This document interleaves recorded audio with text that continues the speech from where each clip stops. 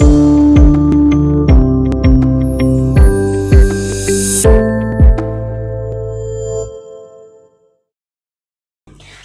warahmatullahi wabarakatuh. Hai semuanya, selamat datang di Ikma Talkshow Ikma Pas bersama aku Aisyah. Hari ini kita kedatangan kakak cantik yang merupakan salah satu jajaran penting di Ikma Pas. Langsung saja kita panggil. Hai Kak Rida, selamat datang. Halo Kak Aisyah. Oh ya, perkenalkan nama aku Rida Ridma Trisani, biasa dipanggil Rida, dari mahasiswa semester 4 program studi tasawuf psikoterapi UIN Sunan Ampel Surabaya. Kakak semester 4. Semester 4 Kak. Mahasiswi psikoterapi. Iya. Mungkin bisa diceritakan sedikit nih bagaimana sih sebagai mahasiswa psikoterapi itu?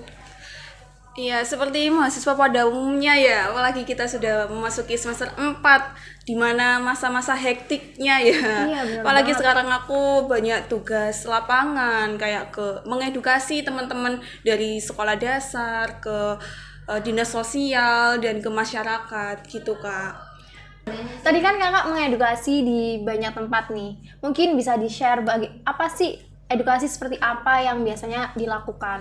Ya, seperti kalau aku sendiri sih mengedukasi mengenai pentingnya tidak menghujat teman atau bullying, kemudian pentingnya kesehatan mental, kemudian bagaimana sih memanajemen kecemasan untuk diri kita sendiri gitu. Apalagi kan sekarang banyak ya remaja-remaja sekarang yang mengalami gangguan kesehatan mental, seperti kayak terjadinya kasus-kasus banyak ya Kak ya. Iya, benar. Kasus yang sekarang lagi marak Iya, di benar. Malang. Tadi kan kakak bilang bahwa kakak sekarang itu sedang banyak melakukan kegiatan psikoedukasi di luar sana gitu. Mungkin bisa diceritakan seperti apa psikoedukasinya Kak? Oh ya, untuk ke sekolah dasar ya, aku mengedukasi teman-teman dari anak-anak dari sekolah dasar itu mengenai bullying, kemudian kecemasan menghadapi masa depan, kemudian pentingnya menjaga kesehatan mental. Apalagi kan sekarang ini lagi marak-maraknya ya, teman-teman apalagi mahasiswa yang sedang dilanda Iya, benar. tugas-tugas banyak kan ya Kak ya. Yang bikin stres itu kan Iya, Kak? benar sekali. Ada organisasi, kemudian tugas-tugas, masalah keluarga, masalah percintaan apalagi. Iya, betul banget itu. Sering Iya, sekali. bener kan? Berarti kan bisa disimpulkan bahwa kesehatan mental bagi diri itu sangat diperlukan gitu kan. Tapi kan banyak di luar sana bagaimana sih sehat secara mental itu. Jadi mungkin bagaimana penerapan biar kita itu bisa sehat secara mental.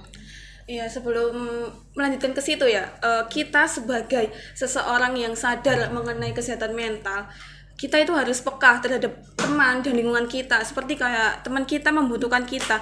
Kalau kita tidak bisa membantu masalah yang dialami oleh teman kita tersebut, kita setidaknya itu bisa menjadi sandaran sebagai tempat untuk bercerita, sebagai tempat untuk meluangkan meluangkan waktu.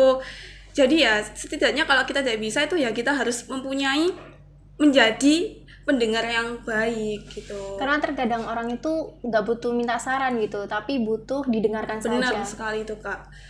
Jadi bagaimana penerapan agar kita itu bisa sehat secara mental?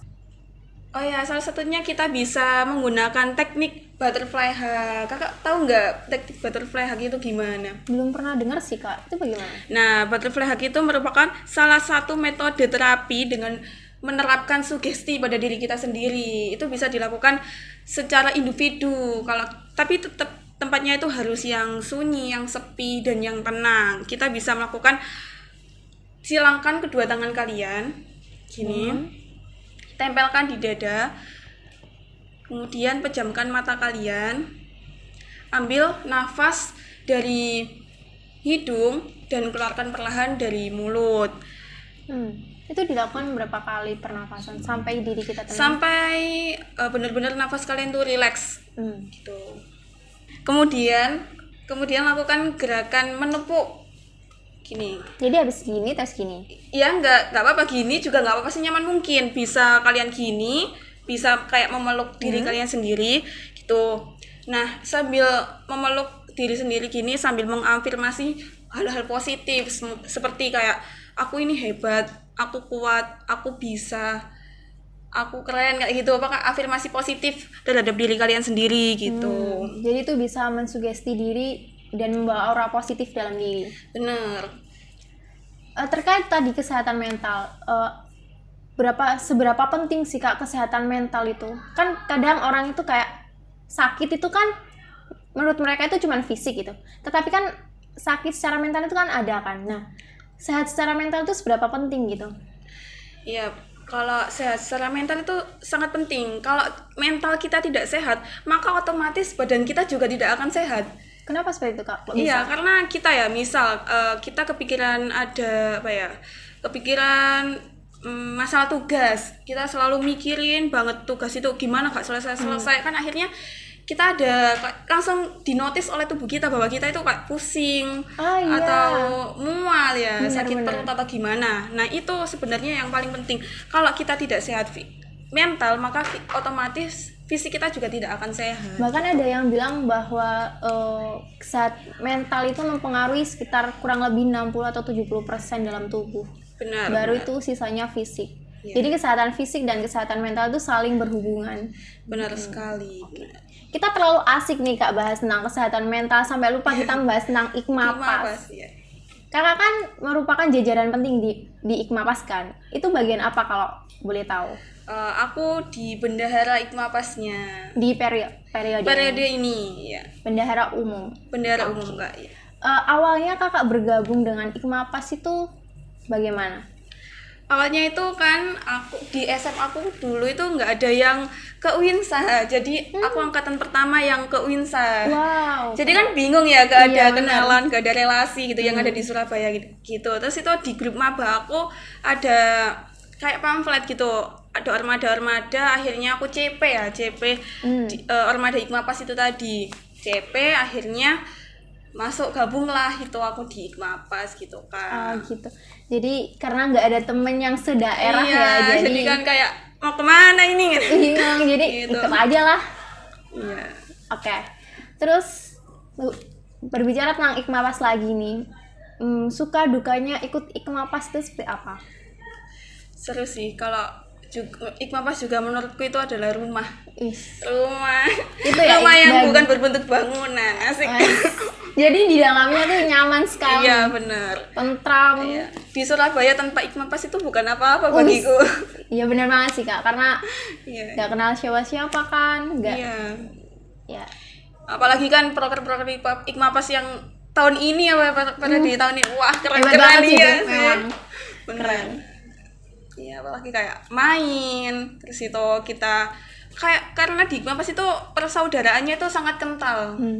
Panggilannya aja dulur-dulur ya kan. Iya, benar. Jadi nggak ada dukanya nih di Ikmapas. Sementara ini gak ada sih. Mungkin kalau rapatnya terlalu malam. Iya gitu. benar sih, itu mungkin bisa dinotis ya, ketum sama ketum rapatnya terlalu malam. Iya. Oke. Jadi Ikmapas bagi Kak Rida ini rumah. Rumah yang bukan berbentuk bangunan. Dalamnya tuh nyaman dan lain-lain. Iya, benar. Dengar-dengar nih Kak, Ikmapas itu habis ini hari miladnya gitu. Yang keberapa kalau boleh tahu? Oh iya, Ikmapas hari ini mau milad ya. Ke 22 tahun. Udah tua ya, Tua, cukup. bener sekali. Tapi buat organisasi itu masih muda sih. Iya, semoga Ikmapas itu semakin erat, kayak gak memandang ini angkatan 21, ini angkatan 20, ini angkatan 19 dan sebagainya. Kita itu semua adalah saudara, gak ada yang namanya apa itu jenenge? Nggak ada yang namanya perbedaan senioritas. Oh iya. Iya, tidak ada yang namanya perbedaan atau senioritas. Aku sukanya di Ikmapas ini juga kita semua sama, tidak memandang gender, tidak memandang siapa kita, tidak memandang oh kamu ini angkatan 20, aku angkatan 21. Jadi kayak nggak memandang itu. Tidak ada senioritas juga bener. di dalamnya. Kita itu semua sama. Sukanya sih itu. Keren sih Ikmapas memang. Keren. Keren. Love you Ikmapas. Oke, kita balik lagi di kesehatan mental. Kak Rida ini mahasiswi psikoterapi. Mungkin bisa diceritain, psikoterapi itu belajar apa aja sih Kak? Oh ya, kebetulan aku kan tasawuf psikoterapinya ya. Jadi di situ itu prodinya itu membahas dua ilmu, antara dunia dan akhirat. Kita dapat materi tentang agamanya dan juga psikoterapi umumnya, psikologinya. Jadi kalau di psikoterapinya itu aku belajar tentang psikologi dan juga terapi-terapi yang ada di psikologi tersebut. Dan kalau di tasawufnya itu aku belajar tentang jiwa. Kalau di tasawufnya itu mempelajari tentang jiwa tapi menurut Islam gitu. Jadi perspektifnya di Islam dan yang satunya yang umum. Iya. Berarti beda ya dengan psikologi. Kan aku kebetulan juga mahasiswa psikologi nih. Jadi di psikologi cuman kita belajar tentang psikologi secara umum. Ya mungkin ada psikologi Islam cuman nggak terlalu mendalami gitu. Jadi kalau di psikoterapi itu antara akhirat dan dunia gitu benar. ya. Oke, keren sih. Jadi kan harapanku dulu juga aku itu pingin mendapatkan ilmu itu dua-duanya, gak hanya dunia saja. Harus seimbang memang ya kan, benar. Kak? Iya, Balance benar, ya. Oke, di psikoterapi bagaimana suka dukanya menjadi mahasiswa psikoterapi? Ya kalau di situ itu sambil berobat jalan nggak sih? Iya benar sih. Di psikologi juga kayak gitu sih. Iya. Kayak kita misalnya kan kita tuh sebenarnya banyak masalah. Kita tuh manusia itu pasti mempunyai banyak masalah, Nggak ada mengalami manusia. stres. Iya. Nah itu jadi kita tahu bagaimana sih cara menotis diri kita. Kebetulan itu aku kan suka mendengarkan kayak teman-teman cerita ke aku. Jadi itu menjadi pendengar yang baik gitu loh Kak. Keren sih. Menjadi apa itu pundak untuk bersandar. Oh. Kiu kiu. Aduh. Apa itu? Apa terus? Sukanya. Oh iya, sukanya itu kita bisa sharing ke teman-teman kayak kita misalnya kalau aku ke dinas sosial itu ya, ke ODGJ. Itu kayak aku menemukan hal-hal baru. Jadi kayak kita itu sebagai orang yang apa itu namanya? Sehat. Tanda kutip. Iya, itu bisa apa itu namanya? Belajar dari mereka kayak mereka Apa contoh pembelajarannya yang didapat itu apa? mereka itu lebih seneng, happy gitu loh. Jadi kalau aku masuk ke ruangan itu, jadi bawaannya itu happy terus gitu loh Kak. Kok bisa kan, Kak? Banyak kan orang yang takut nih sama ODGJ, Iya. orang dengan gangguan jiwa gitu. Kok bisa Kakak malah merasakan senang Seru dan gitu ya. lain-lain? Heeh. Ya karena di situ tuh gak semenyeramkan yang kita kira. Kalau kita mendekati dengan baik, kita gak agresif, kita bisa kenal mereka, itu malah mereka itu welcome kepada kita gitu. Ya malah mereka kayak main kayak ya seru gitu loh, kayak anak kecil-kecil. Berarti ada kesenangan sendiri dari situ. Oke, untuk dukanya Kak? Kalau dukanya mungkin capek ya, Capek. karena Kenapa? kan banyak asumsi dan pikiran-pikiran dari teman-teman atau yang masuk, jadi kan kayak menghabiskan energi juga kalau ada Iya, yang cerita benar. gitu. Kalau kita kan harus empati, simpati gitu kan. Kepekaannya harus terbuka. Iya, jadi kayak capek gitu loh. kadang diri kita juga pengen didengar sebenarnya. Iya, sebenarnya gitu. Oke. Untuk tugas-tugasnya? Waduh, kalau tugas ini jangan ditanya. Kalau semester 4 ini memang lagi hektik-hektiknya ya. Aku ini banyak tugas lapangan. Ya gitu ya, kayak yang tadi sudah aku bilang. Jadi kayak Laporan, tugas lapangan. Kayak kejar-kejaran gitu. Aduh. tapi kayak seru nggak sih kalau tugas lapangan daripada tugas di Iya. kelas gitu? Seru, cuman ya laporannya ini.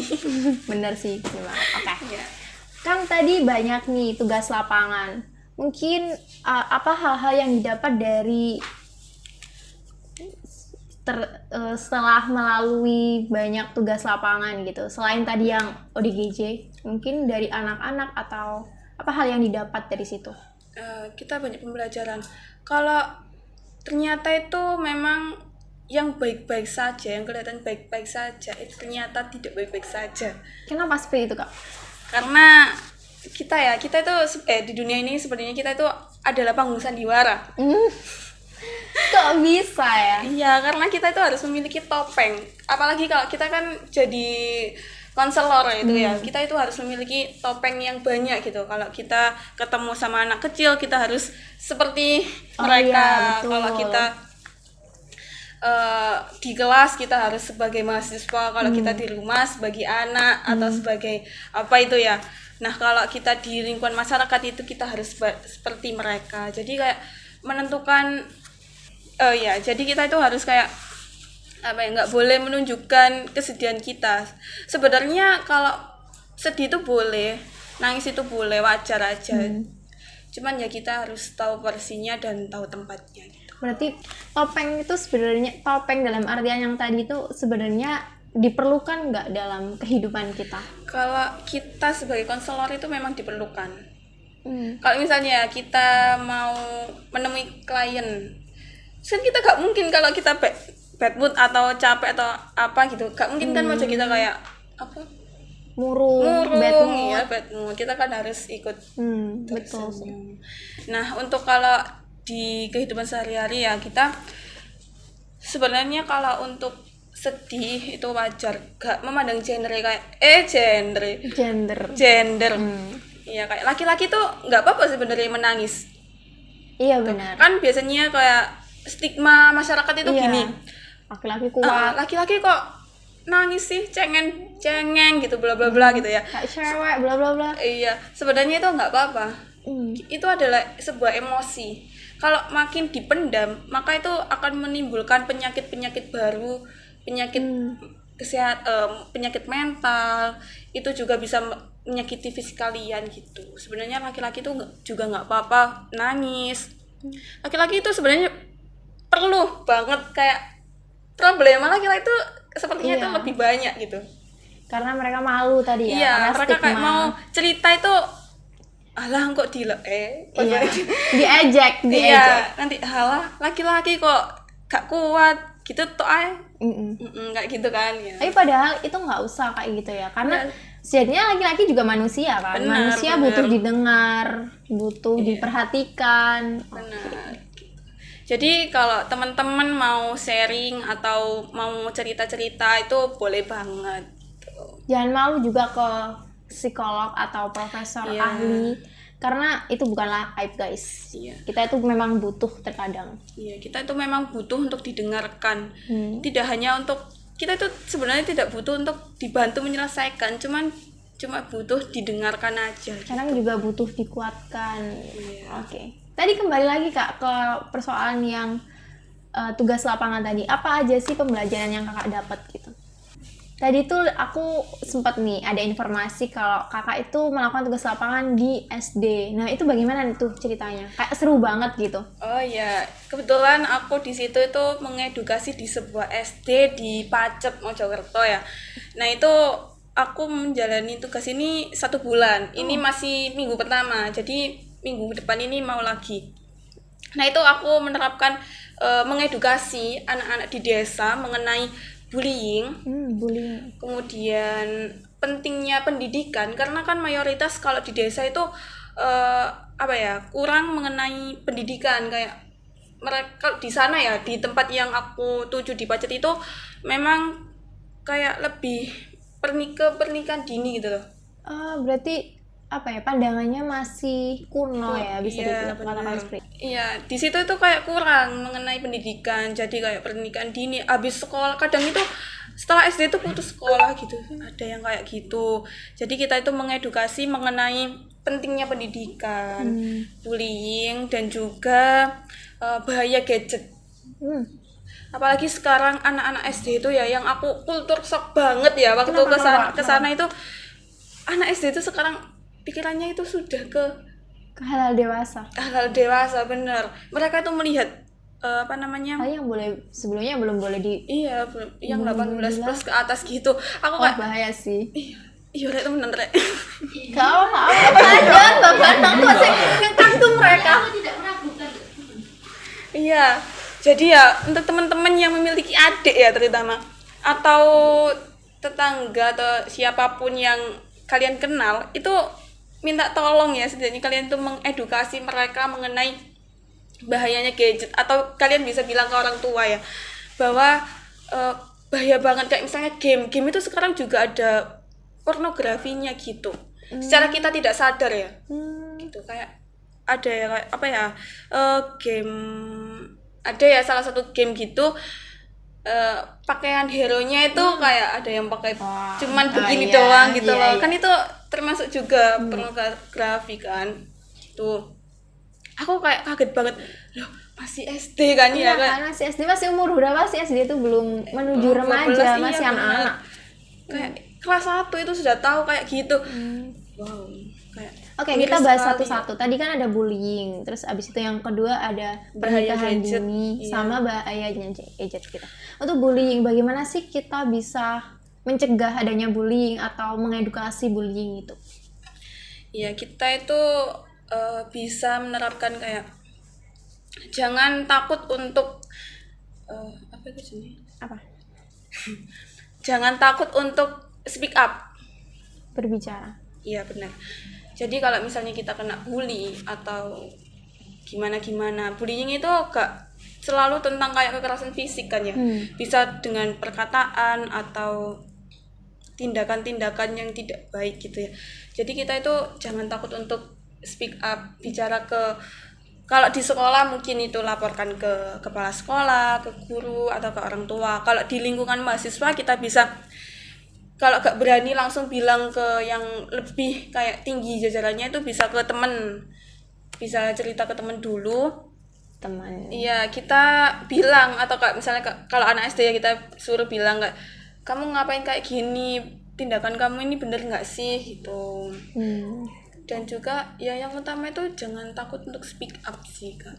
Karena mungkin gini Kak, kalau takut untuk speak up itu karena mereka tuh merasa tidak didukung oleh sekitar. Itu bagaimana cara meyakinkan mereka? Oh ya, biasanya kan ada yang takut gitu ya. Iya, Nanti takut. kalau aku gini nanti bahaya. Takut nggak didukung juga. Iya, takut diancem atau lain sebagainya. iya, Ya, benar. gitu. Nah, jadi kita itu harus benar-benar tahu mana yang harus kita tuju. Maksudnya itu siapa yang harus kita beritahu gitu. Kayak seperti misalnya kalau terlalu parah gitu ya ke pihak berwajib, itu pastinya data kita itu akan dilindungi. Oh iya, ada organisasinya mungkin juga. Kalau organisasi kan. Aku juga kan tahu, tapi kayak no. Oke. Untuk bullying Kak. Anak-anak Indonesia. Iya, anak-anak. UNESCO pewaris budaya. Gak usah lah ya. Oke, untuk bullying Kak. Dampak yang disebabkan adanya bullying, terkena bullying itu apa sih? Biasanya itu mereka akan merasa kurang percaya diri, kemudian merusak mental mereka. Dan ada ya yang benar-benar parah itu kayak mereka itu kayak nggak berharga gitu, menganggap dirinya bahwa dia itu nggak berharga, nggak ada yang menemani, nggak ada yang mau berteman dengan dia atau lain sebagainya. Jadi itu dampaknya sangat fatal sekali kalau kita sampai Mengabaikan itu. iya mengabaikan itu. Dan efeknya jangka panjang. Jangka ya. panjang benar, bisa berpengaruh untuk masa depan dia juga. Untuk teman-teman mungkin bisa lebih peka ya akan sekitarnya, karena kalau adanya bullying itu ya bantulah korbannya dulu gitu. Dan Iya. karena ya dampaknya jangka panjang gitu kan. Oke. Kita beralih ke yang kedua Kak. Tadi ada bullying, terus abis itu pernikahan dini. Ini ya. Bagaimana tuh pernikahan dini menurut Kakak? Pandangan pernikahan dini gitu. Boleh nggak sih nikah dini? Kan secara negara juga itu kita sebenarnya nggak boleh kan ya untuk nikah dini, apalagi di bawah 17 tahun gitu ya. Kan nggak boleh. Jadi ya kita itu sebenarnya belum siap untuk ekonomi, fisik, mental. Jadi bahaya banget kalau kita menerapkan pernikahan dini itu. Jadi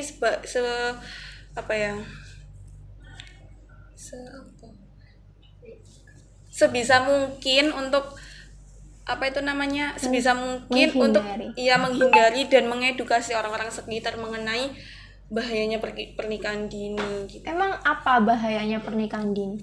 Ya itu bisa kalau kita nggak sehat secara mental dan kurang ekonomi, maka itu bisa berakibat ke perceraian kan. Oh iya betul. Gitu. Dan juga nanti imbasnya kepada anaknya juga, kasihan juga dia gitu. Apalagi yang punya anak ya. Iya. Apalagi kalau perempuan yang belum cukup umur nanti bisa bahaya juga untuk dia. Bagi kesehatan pun iya juga. Oke. Kita beralih ke kecanduan game. Emang kecanduan game itu seperti apa sih Kak? Sekarang Kecanduan ini gadget. iya gadget kayak handphone ini ya, ini tuh gak bisa Kak sudah menjadi bagian dari hidup kita, bener Iya gak benar. sih? Separuh nafas. Iya ini. Kak, misalnya handphone ini kita tinggal di rumah, kita gelisah nggak? Iya sih, cukup Iya, Kak. gelisah. Aduh, handphoneku ketinggalan nih, ini kayak bingung kan kita. Kayak nggak tahu apa-apa tiba-tiba. Iya gitu. Nah itu salah satu sudah bagian dari kecanduan game itu tadi, dan itu bisa HP ini juga bisa merusak apa ya, pemikiran kalian dan waktu, kayak membuang-buang waktu. Misalnya ya kalian dengan memainkan handphone selama berjam-jam itu juga bisa kalian buat untuk hal-hal yang positif sebenarnya, seperti kayak membuat kerajinan atau usaha, mikir buat kedepannya gitu. Kita kan kalau main handphone kan kadang scroll Instagram. sosmed, iya gitu. Oke. Terus itu kalau game ya Kak ya, untuk game itu juga bahaya, apalagi untuk anak-anak kecil, karena itu bisa merusak mata, merusak pikirannya, dia juga bisa.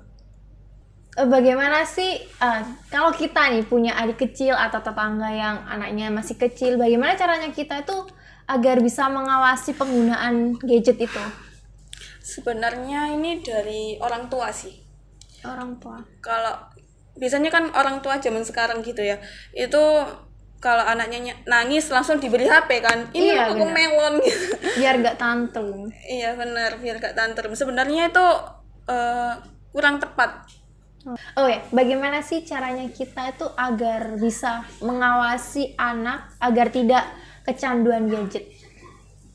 Kalau untuk anak-anak ya, itu kita ke orang tua dulu sebenarnya yang perlu diedukasi, karena kan sekarang itu orang tua zaman sekarang itu kalau anak nangis atau anak lagi apa itu langsung dikasih handphone gitu loh, langsung ditontonin benar. YouTube. Itu yang membuat mereka itu menjadi kecanduan.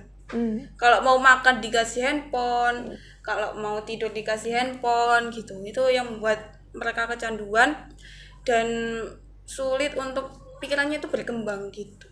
Apalagi kan untuk anak-anak di usia segitu itu usia produktif ya. Iya, Usia mereka itu bermain dan sebagainya. Kalau langsung dikasih handphone, mereka cenderung bakal diem di rumah main, lihat ini sampai berjam-jam gitu kan. Bisa Tidak merusak mata juga. memperdulikan sekitar juga. Ya, benar. Terakhir nih Kak, sebelum kita tutup perbincangan pada kali ini, mungkin ada pesan bagi untuk dulur-dulur Ikmapas dan orang lain yang menonton video ini. Untuk dulur-dulur Ikmapas dan teman-teman yang nonton mungkin ya, itu jangan abaikan kesehatan mental kalian, dan yakinlah bahwa kalian itu berharga, kalian itu baik, kalian itu kuat, kalian itu bisa. Jadi kalau ada apa-apa, masalah apa-apa itu jangan takut untuk bercerita. Ceritakan kepada orang yang tepat dan jadilah pendengar yang baik. Cintai diri kalian, love yourself. Ini keren banget, terima kasih loh Kak Rida, keren banget kata-katanya. Oke, sebelum mengakhiri video ini, kami berdua mengucapkan Happy Milad Ikmapas yang ke-22. Semoga semakin jaya Semoga semakin meluas eksistensinya, dan semoga bermanfaat bagi masyarakat sekitar, khususnya terutama masyarakat Pasuruan. Sekian dari kami, terima kasih untuk Kak Rida telah menyempatkan waktunya. Terima kasih, Sampai Kak jumpa Isya. di Ikma Talk selanjutnya. Bye-bye! Bye-bye.